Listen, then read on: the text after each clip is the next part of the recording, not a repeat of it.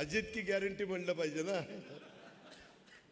मित्रांनो, आजच्या कार्यक्रमाला आपल्या बारामती व्यापारी महासंघाच्या आयोजित व्यापारी मेळाव्याच्या करता उपस्थित असणारे आपल्या सगळ्यांचे ज्येष्ठ सहकारी जावाशेठ वाघोलीकर, फकरूशेठ भोरी, कारखान्याचे चेअरमन केशवराव जगताप, बँकेचे चेअरमन सचिन सातव, आपल्या मार्केट कमिटीचे चेअरमन सुनील पवार, तसंच नवनिर्वाचित अध्यक्ष बारामती व्यापारी महासंघाचे सुशीलकुमार सोमाणी, ज्यांनी अनेक वर्ष या संघाची जबाबदारी अतिशय चांगल्या प्रकारे सांभाळली, ते आपल्या सगळ्यांचे सहकारी समर्थपणे सांभाळलेले नरेंद्र गुजरातीजी, जगदीश पंजाबी, शैलेश साळुंके, संतोष टाटिया, शब्बीर कायमखानी, स्वप्नील मुथा, तसंच किशोर शेठ शहा, चेतन दोशी, शरद सूर्यवंशी, धनंजय जामदार, संभाजी किरवे, सुभाष सोमाणी, प्रशांत चांदगुडे, निलेश दोशी, प्रवीण आहुजा, निलेश दोशी, महेश ओसवाल, सर्व माझ्या बारामती परिसरामध्ये काम करणारे वडीलधारी व्यापारी, माझे तरुण सहकारी, सगळे माझे बंधू भगिनी, पत्रकार मित्र, विविध क्षेत्रातील उपस्थित असणारे सगळे मान्यवर आणि माझ्या तरुण मित्रांनो, वेळ बराच झालेला आहे, याची मला जाणीव आहे. उशीर झाल्याबद्दल मी दिलगिरी व्यक्त करतो. सकाळपासून नेहमीप्रमाणे कामाला सुरुवात केली, परंतु आज गर्दी पण जास्त होती भेटणाऱ्यांची. आज नवनिर्वाचित जिल्हा पोलीस प्रमुख आलेले आहेत, तेही भेटायला आलेले होते.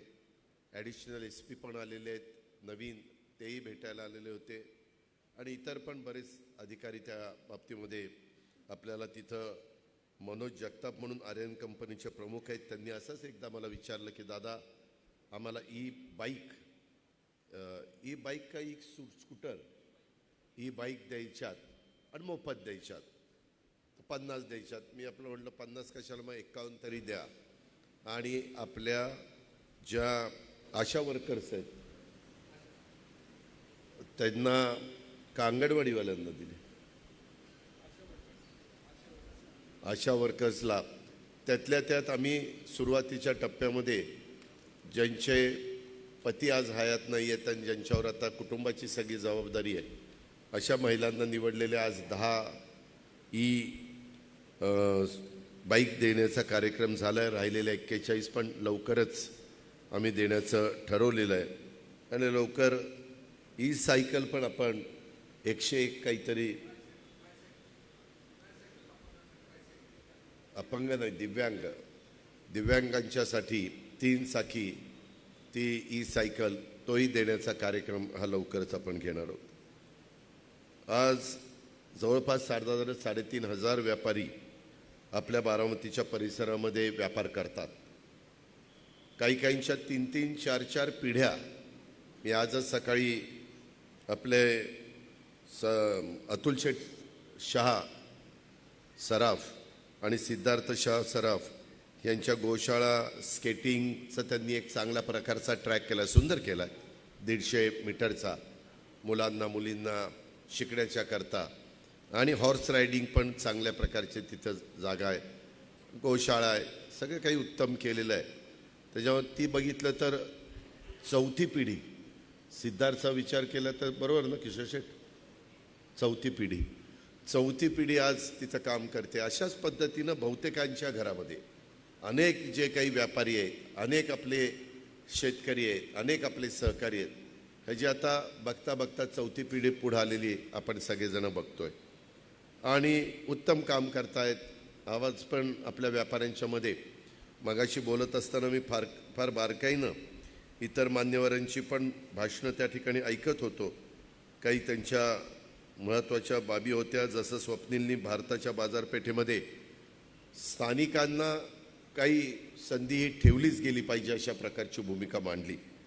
त्याच्यामध्ये इतर पण माझ्या काही सहकारी मित्रांनी आपले आपले विषय, म्हणजे आपले नवनिर्वाचित अध्यक्ष सुशीलकुमार सोमाणी यांनी पण काही भूमिका मांडली. त्याच्यामध्ये गुढीपाडव्यामध्ये मराठी वर्ष सुरू होतं, त्या वर्ष सुरू झाल्यानंतर त्या काळामध्ये आपण सगळ्यांनी एकत्र बसून साधारण पुढचं वर्ष आपल्याला कशा पद्धतीनं जाणार आहे याबद्दल आपल्या सगळ्यांच्यामुळं मला पण 32-33 वर्ष ह्या राज्याच्या राजकारणामध्ये झालेली आहे. 5व्यांदा उपमुख्यमंत्री म्हणून कामाची संधी मिळाली, आमदार म्हणून कामाची संधी मिळाली, खासदार म्हणून कामाची संधी मिळाली, राज्यमंत्री म्हणून कामाची संधी मिळाली, मंत्री म्हणून कामाची संधी मिळाली, विरोधी पक्षनेता म्हणून कामाची संधी मिळाली. आणि बारामतीकरांनो, अनेक संधी मिळत असताना कुठलंही पद असलं तरी आपलं काम करत राहायचं, लोकांचे प्रश्न सोडवत राहायचं, लोकांना जेवढं आपण मदत करू शकू तेवढं मनापासून त्या ठिकाणी मदत करायची. अशा प्रकारे मी माझं सातत्य ठेवण्याचा प्रयत्न केलेला आहे. आज देखील आपण सगळेजण ते सगळे पाहत आहे. आज मला इथं काही निवेदनं पण आलेली आहेत. त्या निवेदनाच्या संदर्भामध्ये सुशील सोमाणींनी पण काही गोष्टी मला सांगितलेल्या आहेत. उद्या जसं निर्मला सीतारामन यांनी अंतरिम अर्थसंकल्प हा देशाचा सादर केला आणि त्याचं बहुतेकांनी स्वागत केलं. काही जण म्हणाले टीका करण्याच्या करता निवडणुका डोळ्यासमोर ठेवून हा अर्थसंकल्प दिलेला आहे. काही जण वेगळ्या अर्थाने उद्याचं एक विजन डोळ्यासमोर ठेवून देशाचे पंतप्रधान नरेंद्र मोदी साहेबांचं स्वप्न आहे की 2024मध्ये $5 ट्रिलियन ही तुमच्या माझ्या देशाची अर्थव्यवस्था असली पाहिजे. आणि एकनाथराव शिंदे, देवेंद्र फडणवीस, मी आणि आमच्या मंत्रिमंडळातल्या सगळ्या सहकाऱ्यांनी महायुतीच्या तर्फे साधारण $5 ट्रिलियन ज्यावेळेस आपल्या देशाची अर्थव्यवस्था होऊ पाहते 28ला, त्यावेळेस त्याच्यामध्ये $1 ट्रिलियन आपल्या महाराष्ट्राचा हिस्सा असला पाहिजे असा आमचा सगळ्यांचा प्रयत्न आहे. आणि म्हणूनच कुठे ना कुठे डावोसला काही महत्त्वाचे कॉन्फरन्स असेल, इतर ठिकाणी असतील, तर आम्ही ह्या सगळ्या उद्योगपतींशी, वेगवेगळ्या लोकांशी बोलतोय. त्याच्यामध्ये जास्तीत जास्त उद्योगपती आपल्याकडे आकर्षित कसे होतील, गुंतवणूक कशी होईल, परदेशी गुंतवणूक कशी होईल, महाराष्ट्रात कशी होईल, जिथं दुर्गम भाग आहे तिथं कशी होईल, त्यांना काय सवलती दिल्या पाहिजे, काय इन्सेंटिव्ह दिला पाहिजे, विजेच्याबद्दल कसं आपल्याला दर त्याचे कमी करता येईल आणि रस्ते चांगले कसे करता येईल, इन्फ्रास्ट्रक्चरच्या निमित्तानं वेगवेगळ्या भागामध्ये चांगल्या प्रकारची विमानतळं ही नाईट लँडिंगसह कशी करता येईल, त्याबद्दल मी सारखं तुमच्याशी या विषयावर बोलत नाही, पण माझा सतत प्रयत्न चाललेला आहे. आणि त्या विजन डोळ्यासमोर ठेवून मी एकनाथराव आणि देवेंद्रजी आम्ही सगळेजण कामकाज त्या बाबतीमध्ये करतोय. उगीच विरोधकांनी वाटेल तशा प्रकारचे आरोप करायचे आणि त्याला उत्तर देत बसायचं, ह्याच्यात आपला वेळ खर्च करण्याच्या पेक्षा, त्याला जास्तीचं महत्त्व देत बसण्यापेक्षा, काही त्यांनी फारच वेडवाकडं बोलले तर विनाशकाले विपरीत बुद्धी म्हणायचं आणि आपलं पुढं जायचं. मात्र ज्याच्यातून आमच्यासारख्यांनी उत्तर दिल्याशिवाय समाजामध्ये किंवा राज्यामध्ये लोकांना नक्की वस्तुस्थिती समजणार नाही, त्यावेळेस मात्र राज्याची भूमिका आणि आम्ही लोकांची भूमिका ही पण मांडण्याचं काम मित्रांनो आम्ही सगळेजण करतोय. त्याच्यामुळे सुशील, तुम्ही जे अध्यक्ष या नात्याने मला दिलेले आहे ते 6 वेगवेगळे विषय आहेत. त्याच्यातले 2 विषय केंद्राशी संबंधित आहेत, काही विषय माझ्याशी डायरेक्ट संबंधित आहेत आणि काही विषय माझ्या महावितरणशी MSC ऊर्जा विभागाशी संबंधित आहेत. हे पण मी तिथं पाहिलेलं आहे आणि त्याच्यात मी जरूर लक्ष घालीन.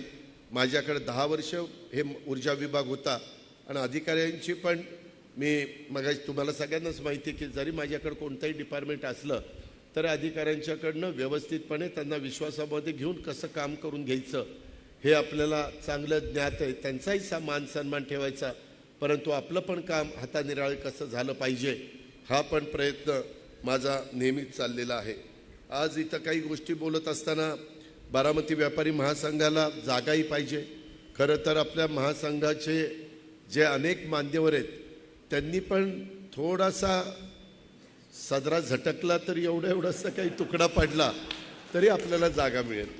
आज मला प्रकर्षाने रमणीक मोतांची आठवण येते. आज रमणीक शेठ आपल्यात नाही आहेत. काळाच्या नियतीच्या पुढं तुमचं माझं काही चालत नाही. हीच गोष्ट उमेशच्या बाबतीमध्ये घडली, पोतेकरच्या, त्याच बाबतीमध्ये नरेंद्र आपले रमणीक मोता तर इतक्या लवकर आपल्यातनं निघून जातील आपल्याला वाटलंही नव्हतं.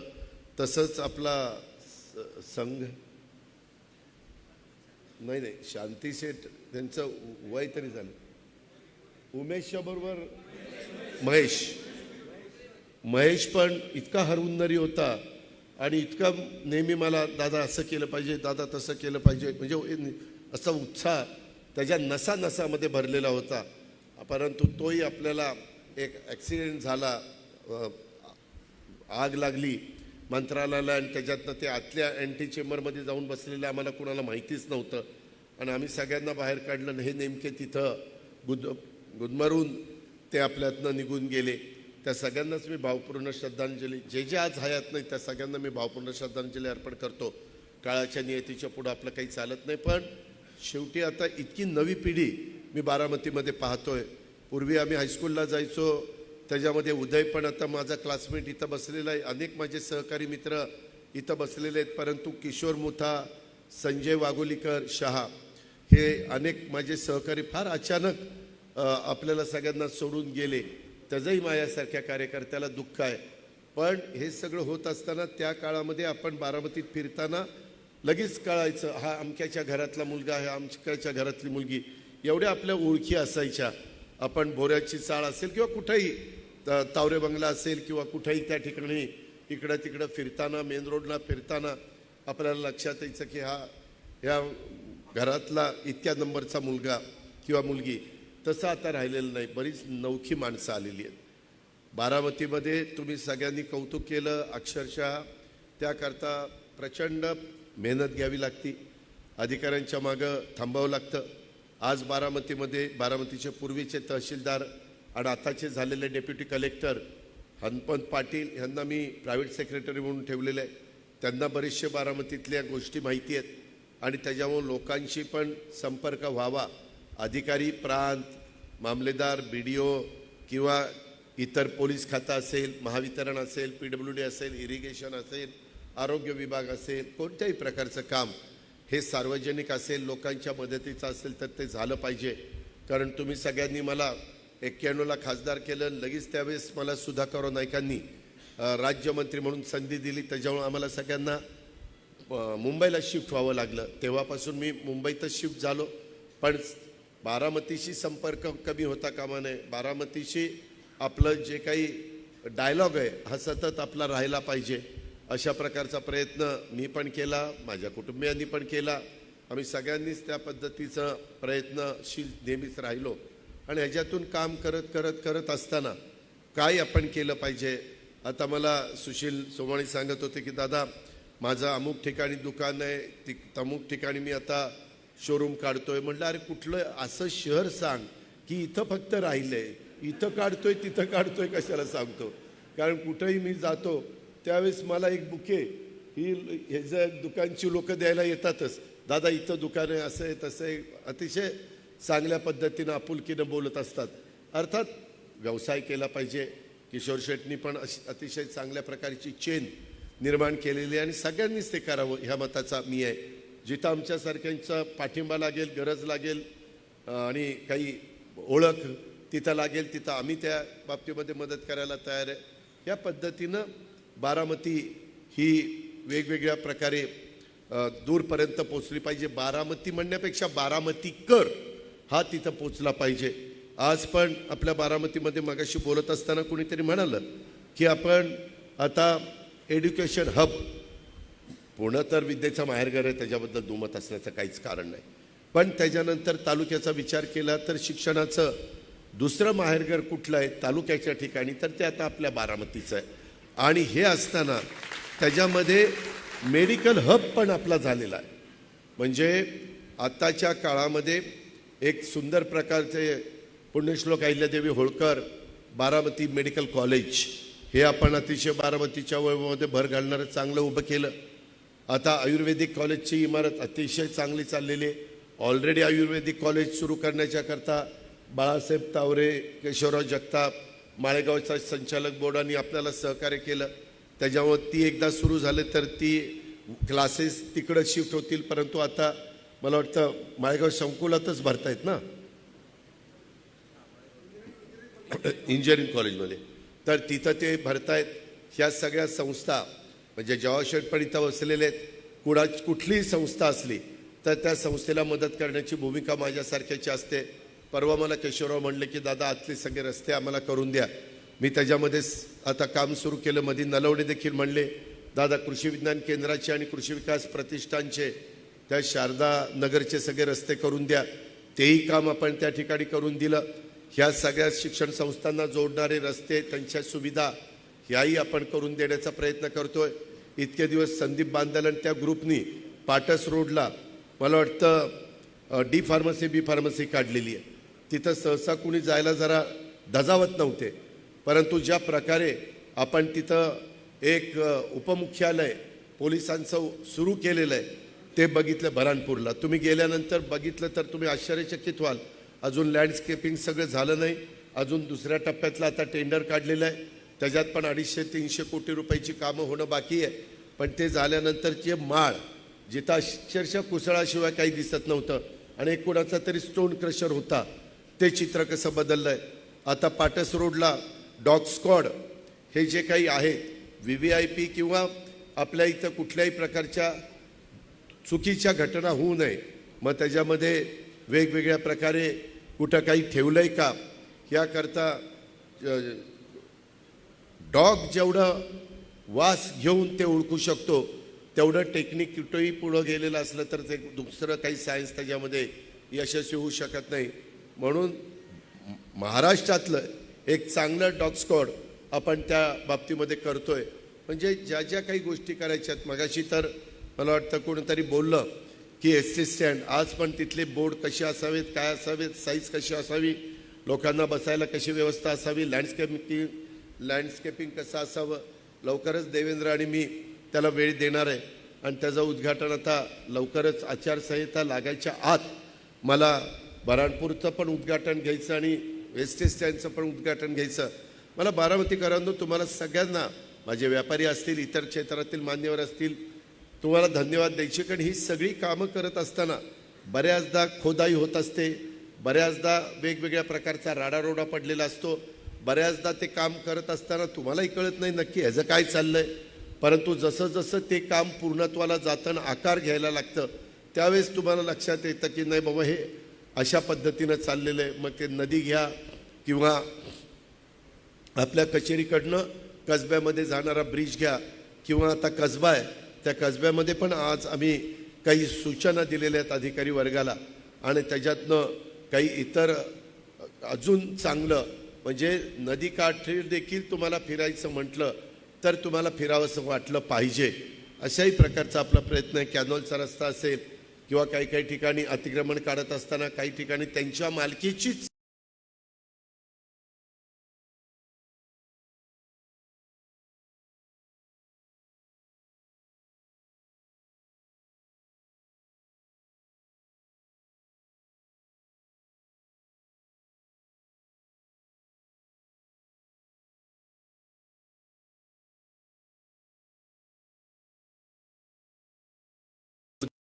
आता 2 वर्ष तर काही झाला नाही कोरोनाचा, जरा थांबा ना. आणि मग पैसे लॅप्स झाले की माझी देखील पंचायत होती. मग उद्याच्याला मंजूर करणारे म्हणतात की दिले तरी तुम्ही खर्च करू शकत नाही आणि म्हणून तो प्रोजेक्ट आपला पुढं गेला. आता करणच करतोय मला वाटतं वसंतराव नाही आदित्य ते करतोय, वसंतराव पवार नाट्यगृह तो तिथला करण करतोय. आता त्याचं काम तिथं जोरात चाललेलं आहे. आता तो प्रोजेक्ट साधारण वर्षभरामध्ये आपल्या हातामध्ये येईल. त्याच्यामुळे तेही काम झाल्यानंतर तिथलं सगळं चित्र बदलून जाईल. त्याचबरोबर जुनी भाजी मंडई आहे, त्याला चारी बाजूला आपले रस्ते मोठे होत आहेत. कारण मी रस्त्याला कटाक्षाने किती मोठ्यात मोठा रस्ता होईल किंवा 3 हत्ती चौकाच्या मध्ये जे काही केलं, पहिल्यांदा थोडासा तुम्हाला सगळ्यांना तो ब्रिज उंच वाटला, परंतु तो आता कसा तुम्हाला यायला जायला सोयीचा होईल. किंवा नटराजची जी इमारत आपण उभी केली त्या बाजूला रिमांड होमच्या बाजूला एक गार्डन आपण डेव्हलप केलेलं आहे लहान मुलांच्या करता. अशा खूप काही गोष्टी खूप ठिकाणी आपल्या चाललेल्या आहेत आणि त्याच्यातनं पुढच्या पिढीला पण फिरायला समाधान वाटेल. त्यांना देखील मगाशी आत्ता वेगवेगळी भाषणं चालत असताना सुशील मला सांगत होता की दादा माझ्या मुलाचं, त्या प्रत्येकाला एक एक मुलगा एक मुलगी आहे, तर माझ्या मुलाचं लग्न ठरत असताना जे स्थळ आलं ते म्हणले बारामतीत द्यायची मुलगी आणि तिथं कशाला द्यायची, काय बारामती असतं. मग ते आल्यावर जरा आपला त्यावेळेसचा भिगवण रोड चांगला बघितला, वर म्हणले नाही राव हे बरं दिसतंय. आता इतकी चांगली केली की सगळे मुलींचे बाप म्हणतील चला बारामतीतच द्यायची.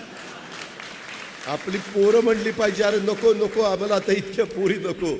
अशा पद्धतीनं आपल्याला सगळ्यांना करायचं. बाबांनो मी एकटा हे करू शकत नाही, त्याकरता तुमचं सहकार्य आणि व्यापारी बंधूंनी नेहमीच सहकार्य दिलेले. अजून कचऱ्याच्या संदर्भातले काही प्रश्न, अजून इकॉनॉमी विकर सेक्शनच्या करता अजून चांगली घरं, शादीखाने असतील, इतर काही सुविधा असतील, शाळा असतील.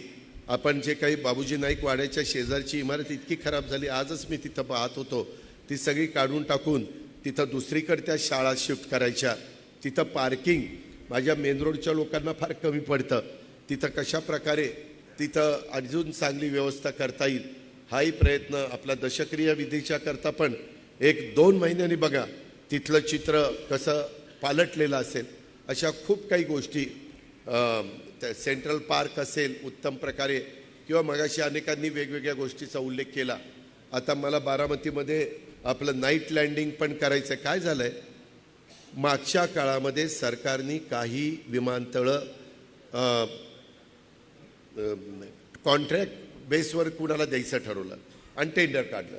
त्याच्यात हे आपलं बारामती, लातूर, उस्मानाबाद, उजवळ, आता धाराशिव, ते अशी 5 नांदेड आणि एक 5वं माझ्या लक्षात नाही, 5 विमानतळं त्यांनी त्या ठिकाणी टेंडर भरलं, त्यांना मिळालं. आज अनिल अंबानींची परिस्थिती अतिशय बिकट आहे. अतिशय म्हणजे अतिशय. मधल्या काळामध्ये मोठे बंधू मुकेश अंबानींनी काही 100 कोटी रुपयाची मदत केली, त्याच्यामुळे तिथं थोडंफार त्यांना सहकार्य मिळालं. पण ते आता सोडत पण नाही. त्याकरता 3 महिन्याची नोटीस द्यावी लागते. आता नोटीस दिल्यात, त्या झाल्यानंतर आपल्याकडे मोठं विमान उतरायला अडचण आहे. एका बाजूला रेल्वे लाईन, दुसऱ्या बाजूला एकदम तिथं गोजोबाईचा तळ, म्हणजे एकदम खड्डाच आहे. तो जर नसता तर बारामतीला मोठी विमानं उतरवण्याच्या करता देखील माझा प्रयत्न होता. का तर मुंबई एअरपोर्टवर एवढी प्रचंड गर्दी असती, एवढ्या उद्योगपतींची खाजगी विमानं झालेली आहेत.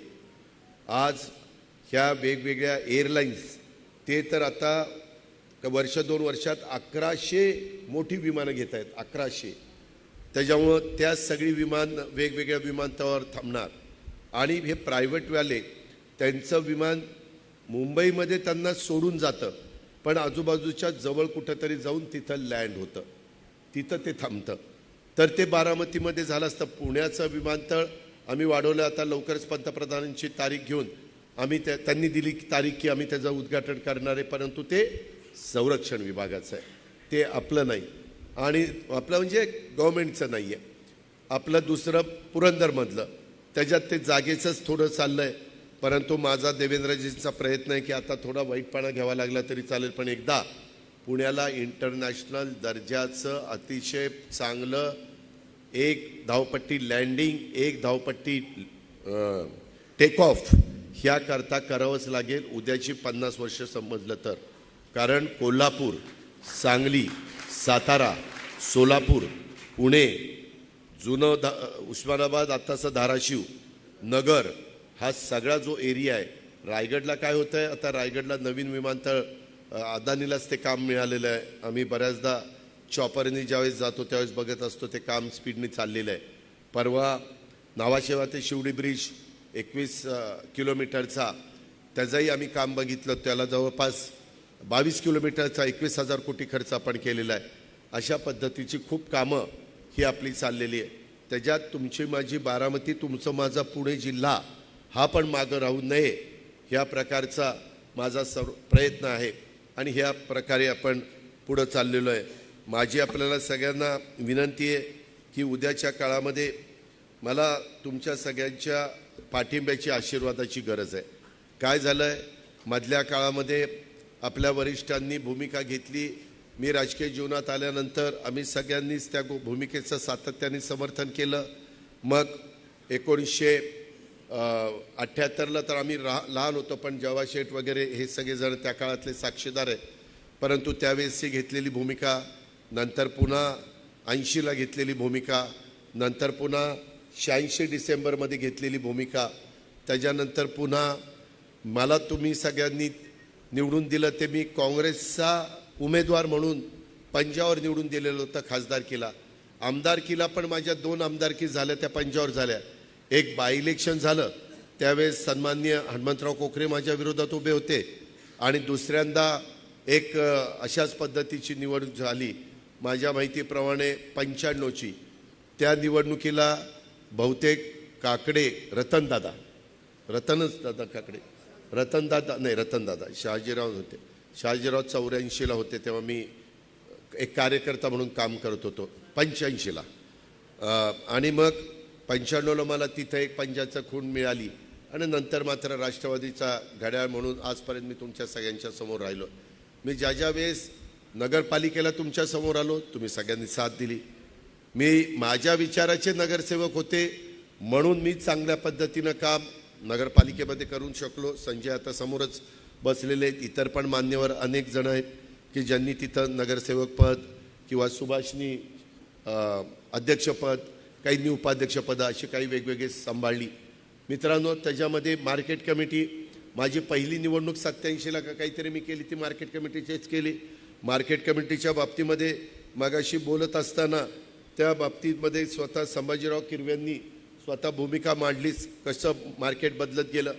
आज क्रीडा क्षेत्रामध्ये माझा प्रयत्न बारामतीकरांनो काय चालला आहे, नुसते फक्त रस्ते चकाचक आमचं चकाचक तसं नाही. तुम्हाला तिथं काही तास थांबावं असं वाटलं पाहिजे.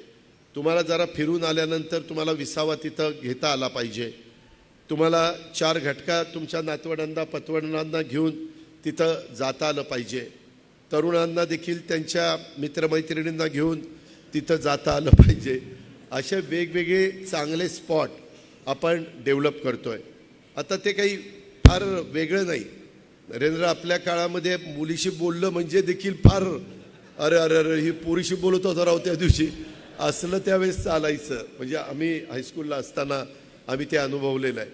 आणि नंतरचा काळ सगळा बदलला आहे. काळानुरूप आपल्याला पण बदलावं लागतं. पण आपली संस्कृती, आपले विचार, आपले संस्कार हे कुठं ढळून द्यायचे नसतात, ते कुठं डिस्टर्ब होऊन द्यायचे नसतात.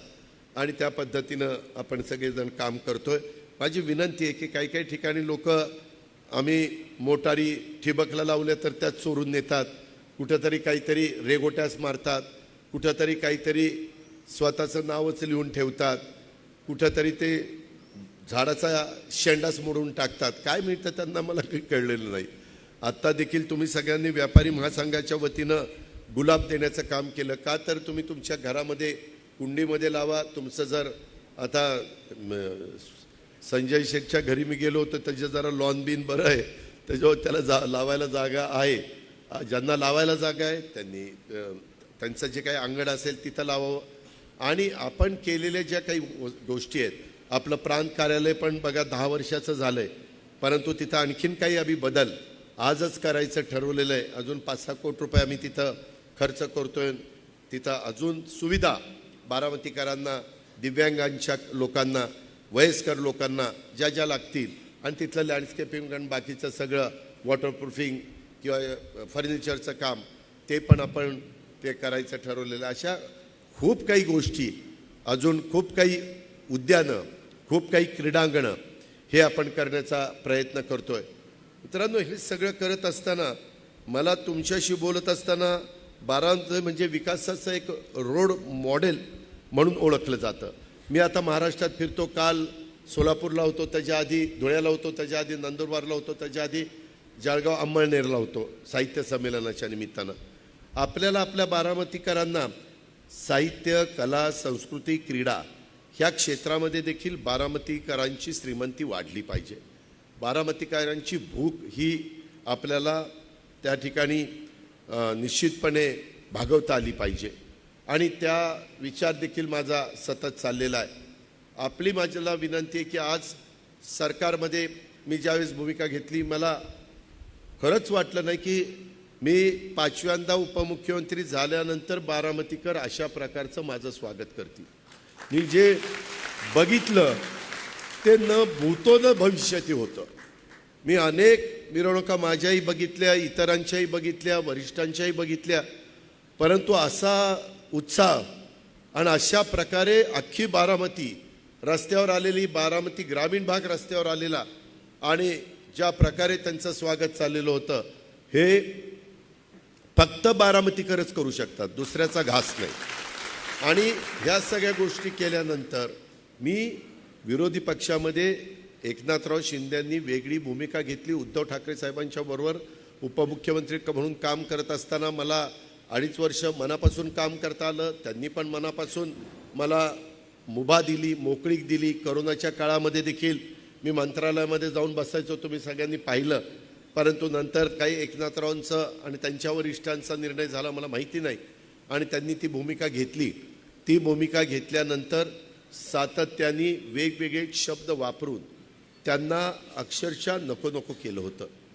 म्हणजे सतत 50 खोके, एकदम ओके, गद्दार, अमुक तमुक, अरे बापरे बापरे बापरे, वैतागून गेले होते.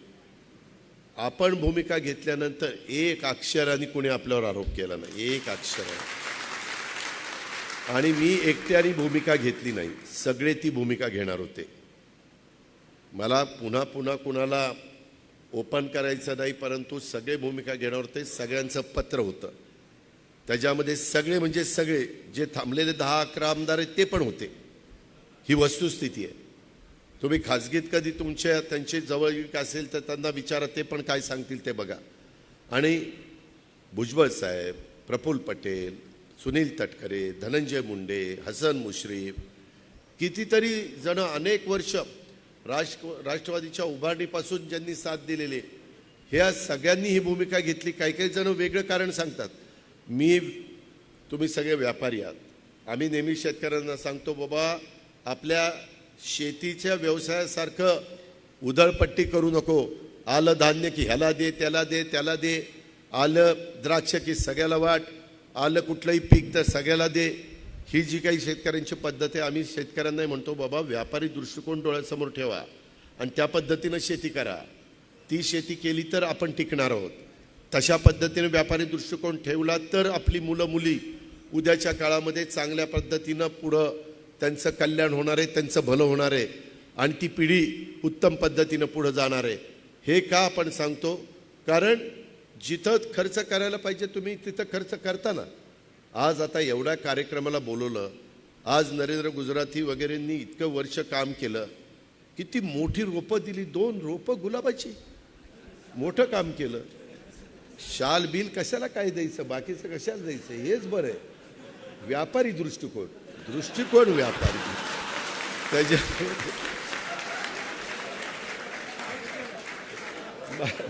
आम्हाला दोघांना दिले ते सोडून द्या, त्याच्याबद्दल मी समाधानी आहे. पण आपण व्यापाऱ्यांच्या बाबतीत पण बाबूराव व्यापारी पद्धतीनं वागतो, हे आपल्याला फार धन्यवाद, त्याच्याबद्दल सॅल्यूट. मित्रांनो, गमतीचा भाग जाऊ द्या, पण मला नेहमीच बारामतीच्या विकासामध्ये व्यापारी बांधवांनी पण खूप साथ दिली. माझा मेन रोड पण रुंद करत असताना खूप जणांनी मदत केली. इतर पण काही सुविधा, काही वेळेस मला अडचणी आल्या. जेव्हा शेठ मी एकदा एक मशीन घेऊन कचेरीच्या पलीकडं, माझा एक स्वभाव आहे थोडासा, तो बदलला पाहिजे, तो मी प्रयत्न करीन. पण माझ्या डोक्यात एखादं फिक्स बसलं की हे करायचं आहे आणि हे बारामतीकरांच्या फायद्याचं आहे, हे कुणाच्या नुकसानीचं नाही, तर मी करायला सुरुवात करतो. आमच्या इंजिनियर वगैरे लोकांना, अधिकाऱ्यांना, पदाधिकाऱ्यांना विश्वासात घेऊन. तिथं त्यावेळेस, आज विनोद शेठ हयात नाही, पण विनोद शेठचा समज आणि तिथल्या लोकांचा समज झाला, मी तिथं स्मशानभूमी करतो. तिथलं मशीन थांबवायला लोक गेले होते की नाही? हां, तिथं पलीकडे आता दशक्रिया विधी केलाय, तिथं मी करत होतो. लोक कुठेही काही, तिथं कसं असं गटार गंगा वाहत होती, म्हणून मला तिथं जरा चांगलं ते काय कावळा शिवायला काही ताट ठेवावं लागतं, ते फोटो लावावं लागतो, ते दर्शन घ्यावं लागतं, जे काही विधी असतील. मी विधी करण्याच्या विरोधात अजिबात नाही, पण तो सुविधा देता आल्या पाहिजे, ते मी करत होतो. तर त्याच्यातनं बऱ्याच तक्रारी झाल्या की अजित पवार इथंच स्मशानभूमी करतो. मी कसं आहे तिथं करेन? उलट आत्ताची स्मशानभूमी आहे, त्याच्यासमोर वक्फ बोर्डाची जागा आहे. मी वक्फ बोर्डाच्या चेअरमनला आणि एम डीला म्हणालो की बाजारभावाप्रमाणे आम्ही तुम्हाला किंमत देतो आणि ती जागा द्या, म्हणजे जरा मोठं जवळपास तो पाऊण एकर का 1 एकरचा प्लॉट आहे, 1.5 एकर आणि पहिला अर्धा पाऊण एकर, असं 1.5 एकरामध्ये स्मशानभूमी होईल. ह्या पद्धतीनं आपण विचार करतो. इतरही ठिकाणी माझी जवळची पण स्मशानभूमी माझ्या डोक्यात होती तशी झालीच नाही, अशी ती उभी झालेली. कारण हाही भाग मोठ्या प्रमाणावर वाढतोय. दफनभूमी असेल, स्मशानभूमी असेल, उद्यानं असतील, भाजी मंडई असेल, ज्या ज्या मूलभूत गरजा आपल्याला लागणार आहेत, DP मध्ये देखील मी त्या टाकलेल्या आहेत, त्या देण्याचा आमचा सगळ्यांचा प्रयत्न आहे आणि त्याच्यामध्ये तुमचा सगळ्यांचा पाठिंबा मला पाहिजे. उद्याच्या मी मगाशी बोलता राहिलो की हे सगळे बदल होत असताना मी मध्ये 1 वर्ष 1.25 वर्ष सरकारमध्ये नव्हतो. आम्ही सगळ्या आमदारांनी विचार केला, एकदम कामं थांबली. मित्रांनो, आम्ही सरकारमध्ये गेल्यानंतर पुन्हा एकेका आमदाराची त्या वर्षी 400 कोटी रुपयाची कामं केली. अलग कामं असतील, हॅमचं असेल किंवा काही रोडची असतील, काही 25-15ची असतील, काही वैशिष्ट्यपूर्ण असतील, काही अल्पसंख्याक विभागाकडनं असतील, काही सामाजिक न्याय विभागाकडनं असतील, काही ट्रायबल विभागाकडनं असतील, असे अनेक. पण ती झाली ना, आपली थांबलेली कामं ती पण गतीनं सुरू झाली. आपल्याही कामांना त्या ठिकाणी वेग आला. आणि शेवटी तुम्ही लोकप्रतिनिधी कशा करता निवडून देत असता? तुमच्या भागाचा सर्वांगीण विकास होण्याच्या करता, तुमच्या भागातल्या वेगवेगळ्या घटकाला न्याय देण्याकरता, त्यांच्या मूलभूत गरजा भागवण्याकरता. उगीच एकमेकाची उणीधुणी काढण्यामध्ये नाही, एकमेकाच्या बद्दल वेगवेगळ्या प्रकारच्या ज्या नको त्या गोष्टी करण्याकरता नाही. आणि म्हणून आताच्या काळामध्ये महायुती सरकारच्या मार्फत आमची NDAची आघाडी आहे. मी विचार केला आहे, आपण सगळ्यांनी इंदिराजींचं नेतृत्व बघितलं आहे, राजूजींचं नेतृत्व बघितलं आहे, डॉक्टर मनमोहन सिंगांचं नेतृत्व बघितलं आहे. मी खासदार होतो तेव्हा PV नरसिंहरावांचं नेतृत्व बघितलं आहे. मधल्या काळात देवी गडवाजींचं नेतृत्व आपण बघितलं आहे. काही मर्यादित काळाकरता IK गुजराल आपल्याकडे आलेले होते, पण फार कमी पिरियड त्यांना मिळाला. त्याच्यामध्ये चरण सिंग, त्यांनाही अतिशय छोटा पिरियड त्या ठिकाणी मिळाला आहे. वाजपेयी साहेबांचं आपण पिरियड देखील बघितलेला आहे. आणि त्याच्यानंतरच्या काळामध्ये नरेंद्र मोदींचं सरकार आलं. आम्ही देखील सुरुवातीच्या काळामध्ये ज्या विचारधारेचे होतो त्याच्यामुळं आम्ही टीका टिप्पणी करायचो. मित्रांनो, आम्ही सगळ्यांनी विचारधारा सोडलेली नाही. सेक्युलर ही आमची विचारधारा आहे. शाहू फुले आंबेडकर ह्या विचारानेच आम्ही पुढे चाललो आहे. छत्रपती शिवाजी महाराजांचा आदर्श डोळ्यासमोर ठेवून त्यांनी त्या 350-400 वर्षापूर्वी ज्या प्रकारे अष्टप्रधान मंडळ असेल किंवा माझ्या वेगवेगळ्या 18 पगड जातीला 12 बलुतेदारांना बरोबर घेऊन हिंदवी स्वराज्याची स्थापना केली. त्यामध्ये सगळे मागासवर्गीय, माझे हे मुस्लिम म्हणजे अल्पसंख्याक सगळे मावळे त्याच्यामध्ये होते. त्या पद्धतीनं आपल्याला इथं बारामतीमध्ये कुणीही व्यक्ती आली, आता बारामतीमध्ये इतके बाहेरचे लोक 10-10, 15-15, 20-20 वर्ष येऊन राहत आहेत. एक पिढी त्यांची बारामतीमध्ये गेलेली आहे. ते म्हणतात नाही इथं आलो, ते आपल्यात समरस झाले, ते आपल्यामध्ये चांगल्या पद्धतीनं रमून गेलेले. आणि ते म्हणतात तिथल्यापेक्षा इथं आम्हाला सुरक्षित वाटतंय.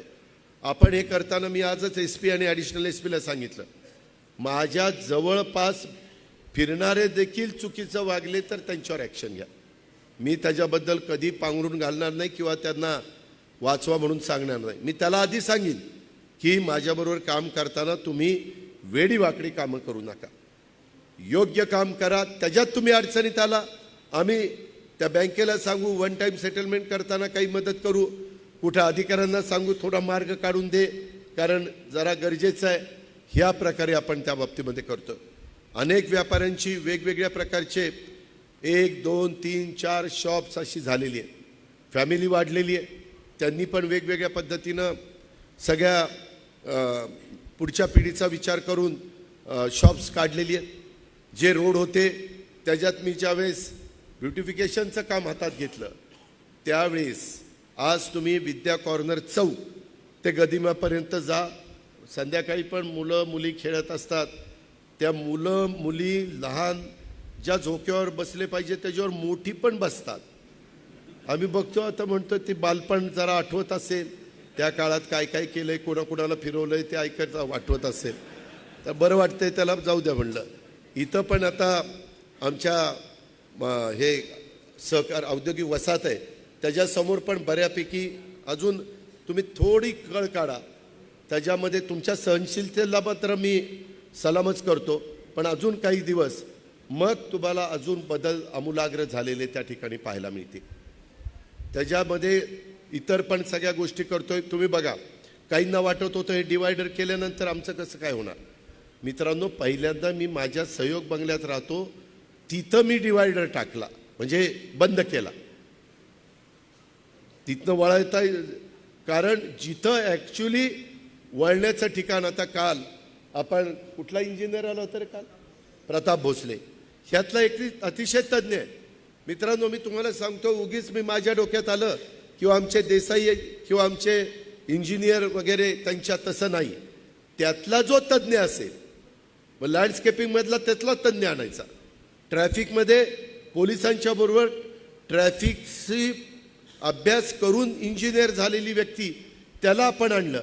आणि काल त्यांनी ज्या सूचना केल्या आणि आज मला जे प्रेझेंटेशन माझ्या सहकाऱ्यांनी दाखवलं ते इतकं बरोबर होतं की आज ते पोती ठेवलीत ना वाळूची, ते थोडंसं आम्ही प्रयोग करतोय की ते ठेवल्यानंतर वाहतुकीची कोंडी होती का, ते ठेवल्यानंतर कुठं ॲक्सिडेंट होत आहेत का, ते ठेवल्यानंतर गाडी मोठी ट्रक फिरताना कुठं काही अडचण येते का, ओव्हरटेक करताना काही प्रश्न निर्माण होतो का, अशा बऱ्याच गोष्टी आहेत. त्याचा आम्ही अनुभव घेऊ आणि त्याच्यानंतर फायनल मग डिसिजनला आम्ही येऊ.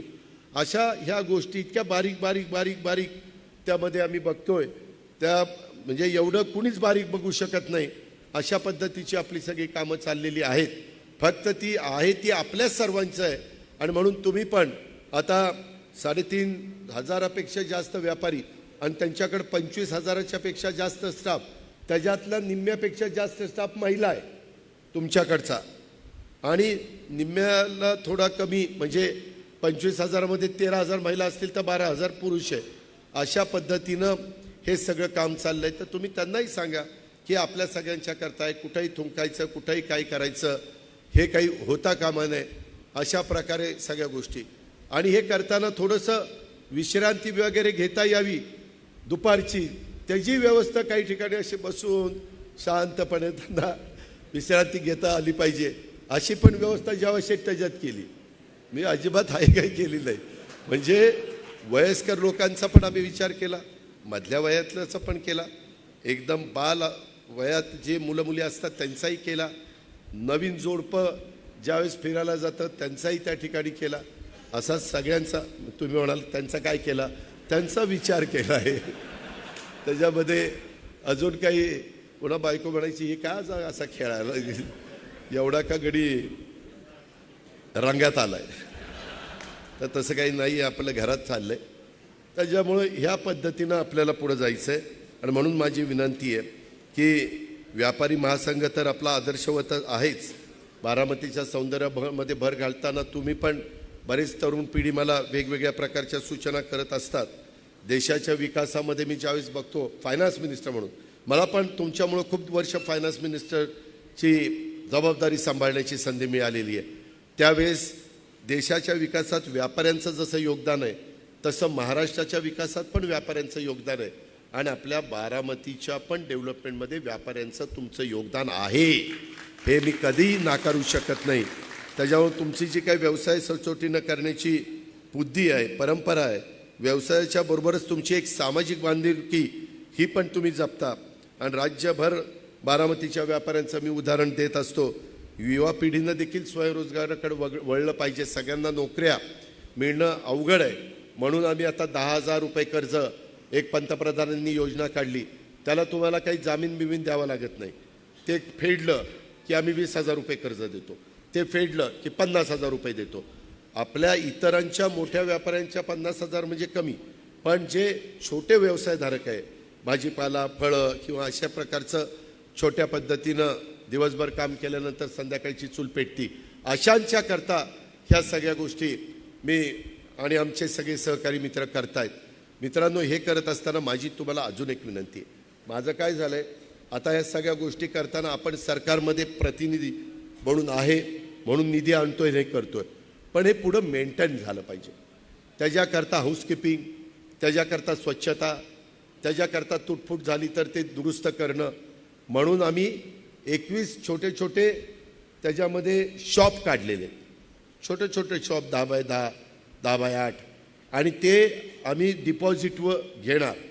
जर उद्या बाबूरावला विचारणार, धनंजयला विचारणार असं, किंवा तुम्ही केवढं किती डिपॉझिट देऊ शकता, आणि जो डिपॉझिट जास्त देईल आणि पर मंथ त्याला काही चार्ज लावणार आहे, आणि त्या पद्धतीनं पर महिन्याचं जे काही पैसे येतील त्याच्यातनं तिथलं हाऊसकीपिंग, कारण बहुतेक ठिकाणी महिलांच्या करता, पुरुषांच्या करता स्वच्छतागृह अतिशय चांगली. तुम्ही आता दशक्रिया विधीच्या शेजारी मी स्वच्छतागृह केलं, कधी पण जाऊन बघा, एकदम स्वच्छ असतं. ते आपल्याला ठेवायचं, म्हणजे नुसतंच करायचं आणि पुन्हा दुर्लक्ष करायचं तसं नाही. हे आपलं बस स्थानक असेल, आपलं कुठलंही ठिकाण असेल, ह्या सगळ्या गोष्टी आपल्याला उत्तम पद्धतीनं टिकवायच्यात. आणि म्हणून ते शॉप्स, मला वाटतं किती टोटल शॉप आहे, 21 असे आहेत. आज पण मी 1-2 ते आज मला खरातांनी तिथं जागा दिली, त्यांना तिथं मी 6 दिले आणि 5 नगरपालिकेला ठेवलेली. अजून पण आपले वेगवेगळे स्पॉट आहेत तिथं, इरिगेशनचे आहेत, बाकी इतरांचे आहेत. अशा पद्धतीनं आपलं काम चाललं आहे. मी मगाशी म्हणत होतो, आपल्यामध्ये जायंट्स ग्रुप आहे, आपल्यामध्ये लायन्स क्लब आहे, आपल्यामध्ये आणखीन काही एन्व्हायरमेंटल फोरम आहे, आपल्यामध्ये अजून काही वेगवेगळ्या संस्था आहेत. तर त्यामध्ये आता नदीचा एरिया फार चांगल्या पद्धतीनं केला आहे. तिथं आता 50-50 फुटावर पिंपळाची झाडं लावणार आहे, म्हणजे पाणी येऊन गेलं तरी कचरा अडकता कामा नये. पिंपळाचं झाड इथून 20 फुटापर्यंत, 15 फुटापर्यंत सरळच त्याचा सोट राहणार, सवळत राहणार, आणि पुढं ते गोल झालं पाहिजे. त्याच्यावर किती पाणी आलं तर माझ्या खंडोबानगरमध्ये, आपल्या बारामतीमध्ये, आपल्या कुठल्याही मंदिराच्या परिसरामध्ये, आपल्या कुठल्याही तीर्थस्थळं आहेत तिथं कुठंही पाणी येणार नाही अशी व्यवस्था आपण केलेली आहे. आणि बऱ्याचशा ठिकाणी नदीत उतरायला पण फार चांगल्या पायऱ्या, दगडी घडाई वगैरे अशा प्रकारे केलेलं आहे. माझं म्हणणं आहे, आता जायंट्स ग्रुपचा प्रमुख कोण आहे? हां, तर तुम्ही एक एरिया घ्या, किंवा तुमच्या आटोक्यात, मी भासाकभर नाही सांगत, तुम्हाला जो ठेवायचा, आम्ही तिथं बाबा हा एरिया जायंट्स ग्रुपच्या सौजन्याने इथली साफसफाई होते, आम्ही तुमचा बोर्ड लावू, त्या वर्षी जायंट्स ग्रुपचा अध्यक्ष असेल त्याचं नाव लावू, म्हणजे एक माणसाला बरं वाटतं. तसं मग पुढं आणखी कुठला क्लब, अशा पद्धतीनं आपण जर केलं तर आपल्याला सोयीचं होणार आहे. त्या प्रकारे आपलं मेडिको गिल्ड आहे, आपलं वकिलांची पण संघटना आहे, बार असोसिएशन, अशा ज्या काही, धनंजय तुझं पण आहे, आता सूर्यवंशी तुम्ही पण काढलेलं आहे, अशा तुम्ही तुमच्या आवाक्यापुरतं तुमच्या खिशाला झेपेल एवढंच घ्या. काही मी बारामती बँकेला सांगेन, काही मी दूध संघाला सांगेन, काही मी खरेदी विक्री संघाला सांगेन, मार्केटला जेवढं झेपेल ते मार्केटला सांगेन. तसं तुमच्या पण ॲडव्हर्टाईज करत असताना तुम्ही काही ज्यांची सोन्या चांदीची दुकानं आहेत त्याच्यामध्ये किशोर शेटने आम्हाला आय लव बारामती किंवा माझी बारामती अशा पद्धतीने तुम्ही आम्हाला हे दिलेलं आहे, म्हणजे डोनेट केलेलं आहे. असं काही असेल तर ह्या प्रकारे मी आता बस स्थानकावर देखील बघा, परदेशात किंवा मोठ्या शहरात ते इलेक्ट्रिक ते स्क्रीन असतात LED, तशा मी तिथं बसवणार आहे. म्हणजे तिथं ॲडव्हर्टाइजमेंटला जास्त पैसे लोक देतात. आजच एक जण म्हणला, मग दादा मीच घेतो ना, मी तुम्हाला पैसे, म्हणजे तुम्हाला म्हणजे ST स्टँडला पैसे देतो. असे आम्ही बारामती शहरातले पण काही स्पॉट निवडणार आहे, आणि तिथं त्या पद्धतीनं ॲडव्हर्टाइजमेंट, किती डिमांड येते माझ्या व्यापाऱ्यांच्याकडनं, उद्योगपतींच्याकडनं किंवा वेगवेगळ्या संस्थांच्याकडनं ते बघणार आणि ते निवडणार. माझी एक दुसरी विनंती आहे, अजित पवारचा वाढदिवस असला तरी कुठेही जे बोर्ड लागतात ते बंद केले पाहिजे. त्यांना आपलं शहर थोडंसं विद्रूप होतं. त्याकरता आपण ठराविक ठिकाणं निवडू, ज्याला ॲड टाकायची, शुभेच्छा द्यायच्यात, आणखीन काही द्यायचं, कुणाचाही असू द्यात, महापुरुषांचा असू द्यात, त्यांच्या घरातलं कुणाच्याबद्दल असू द्यात, कुणाचंही, मला काही कुणाला हे अनादर करायचा नाही, तर तसे स्पॉट आपण निवडू आणि त्यांनी तिथंच लावावं. नाही तर काय होतं, कुठंही 4 खांब लावतात, कुठंही लावतात, काही ते इतकं विद्रूप होतं आणि मग काढायचं म्हटलं तरी भावनेचा प्रश्न होतो. यांनी हात लावला, हे मग पोलीस वगैरे, पोलिसांनाही त्रास होतो. तर मागं नागपूरमध्ये high court, Mumbai high court Nagpur bench, त्यांनीच तो निर्णय दिला आणि तिथलं ते सगळं स्वच्छ झालं. तशा प्रकारे आपण करू. काहींना तुम्हाला काही मदत करायची असेल तर झाडं द्या. मध्ये आम्हाला एका कंपनीने 1 कोटी रुपये झाडाला खड्डे घ्यायला, ड्रीप बसवायला, काळी माती टाकायला, खड्ड टाकायला दिलं. तुम्ही व्यापारी बंधूंनो, एकदा आम्ही इकडचं फॉरेस्ट डेव्हलप केलं आहे, सहज एकदा चक्कर मारा काय केलं आहे. तिथं बोटिंग बिटिंग पण आहे, त्याच्यामध्ये जरा बोटिंग वगैरे पण करा. म्हणजे बघा कसं आहे, पैसे देऊन बोटिंग करावं लागेल, पण तिथं जरा ॲडव्हेंचर गेम्स पण छान केलेले आहेत. तिथं अजून सी सँड आणायचं बाकी आहे, पण ते चाललेलं आहे. त्याच्यातनं माझा प्रयत्न, मी आणि माझ्या सहकाऱ्यांचा काय की तिथं वेगवेगळ्या ठिकाणी तुम्ही आल्यानंतर तिथंच कचेरीमध्येच गर्दी झाली पाहिजे. तिथं ॲम्फी थिएटर फार सुंदर केलेलं आहे, काम उरकत आलं आहे. तिथं बारामतीचा इतिहास, भीमथाडीपासून तुमचं पूर्वीचं तहसीलदार कार्यालय कुठं होतं ना, तिथं ते सगळं, काही ठिकाणी पेंटिंग, काही ठिकाणी ॲक्च्युली फोटो, काही ठिकाणी माहिती, त्याच्यामध्ये मग ती मराठीमध्ये पण असेल आणि इंग्लिशमध्ये पण असेल. आता थोडी पंचायत काय झाली, नवीन पिढी CBSEला जाते आणि त्यांना मराठी वाचताच येत नाही. बोलता येतं पण वाचताना अडखळतात. तर त्यांच्याकरता आपण इंग्लिश पण त्या ठिकाणी करू. बाहेरच्या लोकांच्या करता पण इंग्लिश, हिंदी बोलणाऱ्याला हिंदी वाचता येतं, मराठी पण वाचता येतं, त्याच्यावर तिथं इतकी अडचण येत नाही. ह्या प्रकारे तिथं आपण करतोय. आणि त्याच्यातनं बारामती कशी बदलत गेली, बारामतीमध्ये कशा, बारामतीचे आत्ताचे प्रेक्षणीय स्थळं कुठली आहेत, ती पूर्वी कशी होती, आता कशी झाली, वगैरे वगैरे, अशा पद्धतीनं आपण करतोय. तेही काम चाललेलं आहे. आणि साधारण माझा प्रयत्न ती कामं बारामतीतल्याच कर्तृत्ववान मुलांना, लोकांना देण्याचा आहे.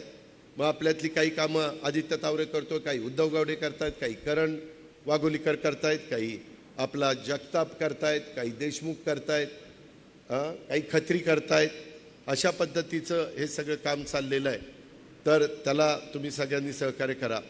मी आता शेवटच्या मुद्द्यावर येतो.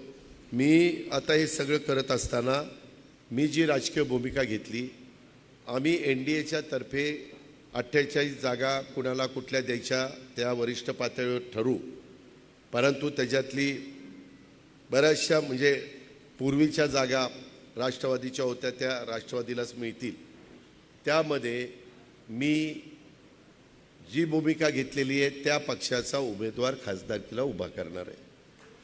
त्या संदर्भात उद्याच्याला तुम्ही असंही मनात आणता कामा नये, बघू विधानसभेला अजितला देऊ, इकडं देऊ, हे 2 डगरीवर काय नाही.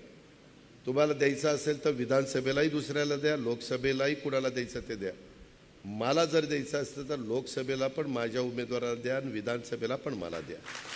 मी आपल्याला शब्द देतो की ही जी काही गती आहे, ही गती माझ्या विचाराचा खासदार आला तर आणखीन वाढेल. त्याचं कारण असं आहे की त्यावेळेस तुम्ही काही म्हणा, तुम्ही म्हणाल अजित पवार तुम्ही आता त्यांच्याबरोबर गेला म्हणून बोलता, जे काही 22 तारखेला अयोध्येला राम मंदिरामध्ये मूर्तीची स्थापना झाली, उभ्या जगाने आनंद व्यक्त केला, सगळे आनंदात होते. आपल्याला काम करत असताना सगळ्यांना समाधान द्यायचं. अयोध्या, वाराणसी, उज्जैन ही सगळी ठिकाणं जाऊन बघा, एवढा तिथं बदल झाला आहे.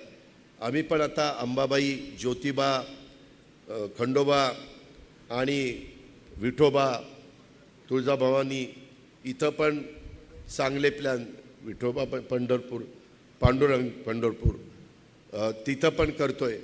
आणि बहुतेक उद्या ह्या आठवड्यातच त्याचं प्रेझेंटेशन होईल. आणि तिथं पण चांगल्या सुविधा कुणावरही गंडांतर येता कामा नये, पण त्यांनाही त्यांची सोय पुढं झाली पाहिजे आणि भाविकांना पण असं मोकळीक वाटली पाहिजे. ह्या प्रकारे आपण ह्या सगळ्या गोष्टी करतोय. त्या करत असताना केंद्राचे जसं छत्तीसगड, मध्य प्रदेश, राजस्थान, कुणी काही म्हणू द्या, परंतु मी ज्यावेळेस दिल्लीला काही कामाच्या निमित्तानं अमित भाईंकडे जात असतो, ते म्हणले की सगळ्याचे सगळे ही तिन्ही राज्य आपली येणार. माझ्याबरोबर प्रफुल्ल पटेल होते, ते म्हणते छत्तीसगड अवघड आहे, ते म्हणले लिखकर देता हूँ वो भी आएगा, आणि छत्तीसगड पण आलं. त्यामध्ये आज वातावरण तिसऱ्यांदा देशाचे पंतप्रधान नरेंद्र मोदींना तिथं संधी द्यावी असंच आहे. कारण त्यांना व्हिजन आहे, त्यांना दूरची दृष्टी आहे. त्यांनी वंदे भारत ट्रेन घ्या किंवा नॅशनल हायवे घ्या, वेगवेगळे फ्लायओव्हर घ्या, वेगवेगळे विमानतळं घ्या, शेतकरी समाजाला केलेली मदत, त्याच्यामध्ये आपल्या घरकुलाचा कार्यक्रम, गोरगरिबांच्या करता पंतप्रधान आवास योजना, उज्ज्वला गॅस योजना, अशा खूप काही गोष्टी जागतिक पातळीवर देखील आपल्या भारताचं नाव निश्चितपणे उंचावलेलं आहे. भारताला एक महत्त्व प्राप्त झालेलं आहे. भारताच्या परराष्ट्र मंत्री ज्यावेळेस जातात चर्चेला, त्यावेळेस त्यांच्या शब्दाला एक वजन झालेलं आहे. परदेशात पण त्यांचं कसं स्वागत होत असतं मोदी साहेबांचं, ते आपण बघितलेलं आहे. मला ते तिसऱ्यांदा तिथं होत आहेत. आज तुमच्या बारामतीमध्ये ही कामं का होतात, तर अजित पवार सरकारमध्ये आहे आणि त्यांना मुख्यमंत्री सहकार्य करतात, मंत्रिमंडळातले इतर सहकार्य करतात म्हणून होतात. हे काही जादूची कांडी नाही, हे व्यवहाराने बोललं पाहिजे. तसं आपल्या विचाराचा खासदार गेला तर मी मोदी साहेबांना आणि अमित भाईंना सांगू शकतो, आमच्या बारामतीकरांनी इंदापूर, बारामती, दौंड, पुरंदर, भोरवेला, मुळशी, खडकवासल्याने आपल्या विचाराचा खासदार दिलेला आहे. त्याच्यावर ही कामं आमची झाली पाहिजे. बरं, त्यांनी नुसतं यस म्हटलं तर करोडो रुपयाची कामं होतात. रेल्वेचे मी आता बस स्थानक केलं, ते राज्य सरकारच्या हातात आहे. मी रेल्वे स्टेशन कशा पद्धतीनं करून दाखवतो तुम्ही बघा. का तर तिथं आपल्या विचाराचा खासदार गेल्यानंतर तो तिथं रेल्वे मंत्र्याकडे जाईल. मी त्याला सांगेन, मी पण आमदार म्हणून येतो बाबा, चला तुमच्याबरोबर. मी तिथं त्या बाबतीमध्ये सांगेन. तिथं आज रुलिंग पार्टीचे खासदार असल्यानंतर कामामध्ये फरक पडतो. रुलिंग पार्टीचा आमदार असल्यानंतर विकास होतो. आणि त्यामुळं ज्या काही केंद्राच्या मोठ्या मोठ्या योजना आहेत, केंद्राचं तर प्रचंड मोठा अर्थसंकल्प असतो, हे आपल्याला सगळ्यांना माहिती आहे. आणि म्हणून माझ्या डोक्यामध्ये आणखीन वेगवेगळ्या प्रकारच्या योजना आहेत. मी आपल्याला स्पष्टपणे सांगतो व्यापारी बंधूंनो, कदाचित तुम्हाला कुणी भावनिक बनवण्याचा प्रयत्न करतील की तुम्ही तिथं द्या ना अजितला, आमचं कुठं काय म्हणणं आहे, पण इथं तरी इकडं द्या ना. परंतु अजितचं म्हणणं इकडंही अजितलाच दिलं पाहिजे आणि तिकडंही अजितलाच दिलं पाहिजे. म्हणजे लोकसभा, विधानसभा तुम्ही व्यापारी दृष्टिकोनातनं विचार करा. आणि मी हेही तुम्हाला स्पष्ट सांगतो, उद्याच्याला खासदारकीचा उमेदवार दिल्यानंतर तिथं जर यदा कदाचित मला मिठाचा खडा लागला तर मी आमदारकीच्या बाबतीमध्ये देखील वेगळा विचार करीन. मी कुणाच्या बापाचं ऐकायचो नाही. मी सरळ सांगेन की बाबा माझं शब्दाला हे साथ देत नाही तर मी कशा करता एवढे कष्ट.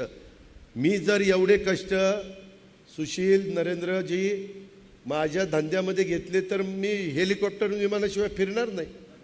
सकाळी 6 ते रात्री 10 पर्यंत माझा बिझनेस मी बघितला. मी कोणाला मी दिलीपला म्हणेन की दिलीपराव आता काय आपला प्रश्न नाही, तुम्ही जोपर्यंत मला साथ दिली 5 वर्ष मी तुमचं बिनचूक काम करून दाखवलेलं आहे, चोख काम करून दाखवलेलं आहे. आणि माझा दावा आहे बारामतीकरांनो, मी जे काम करतो तेवढं काम कोणीच मायचा लाल करू शकत नाही, कोणीच करू शकत नाही. कोणी किती त्यामध्ये भावनिक आणि काय बाकीच्या गोष्टी केल्या, कदाचित कुणी डोळ्यात पाणी आणून रडतील, पण काम करू शकणार नाही. तुम्हाला ठरवायचं आहे, कामाच्या पाठीशी उभं राहायचं आहे का भावनिक मुद्द्याला त्या ठिकाणी पाठिंबा द्यायचा आहे आणि बारामतीचा चाललेल्या विकासाची गती चालू ठेवायची आहे का त्याला खीळ घालायची, ह्याचा निकाल तुम्ही घ्या. धन्यवाद. या ठिकाणी आपल्या